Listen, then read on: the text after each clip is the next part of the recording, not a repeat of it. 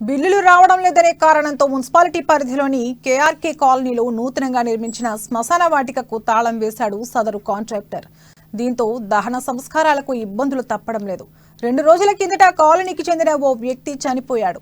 శ్మశాన వాటిక మూసివేసి ఉండడంతో చేసేది లేక బంధువులు, కాలనీ వాసులందరూ కలిసి చందాలు వేసుకుని మరో శ్మశాన వాటికకు తీసుకెళ్లి అంత్యక్రియలు జరిపించారు.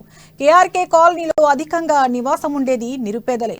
కనీస వసతులు కల్పించడంలో ఇప్పటికే ఘోరంగా విఫలమవుతున్న స్థానిక ప్రజా ప్రతినిధులు ఇప్పుడు శ్మశాన వాటికను తెరిపించడంలోనూ వైఫల్యం చెందుతున్నారని కాలనీ వాసులు విమర్శిస్తున్నారు. మొత్తానికి ఈ వ్యవహారం పట్టణ వ్యాప్తంగా చర్చనీయాంశమైంది.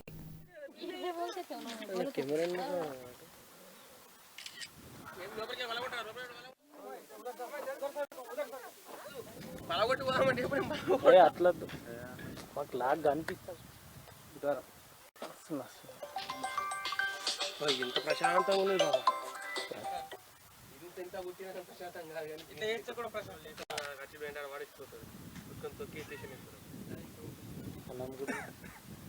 నేను అయిపోయిందా పడి పూజ నేను తీసి अटवाय दिमंटे तर इथं शमशान घाटला आणून नाही दिले, मग दुसरीकडे वाट लावले.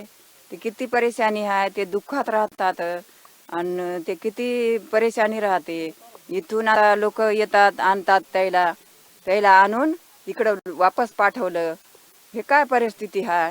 हे कोण इन्क्वायरी होतात? आमचे बिल नाही उठले, आम्हाला परेशानी आहे. असं मरणाच्या जागी घरी दुःख झालं तर हे असं कसं मग परेशानी कशी व्हावं? कोण इन्क्वायरी करते? असं इन्क्वायरी करत नाहीत. आम्हाला परिस्थिती काय आहे ते आम्हाला माहीत आहे.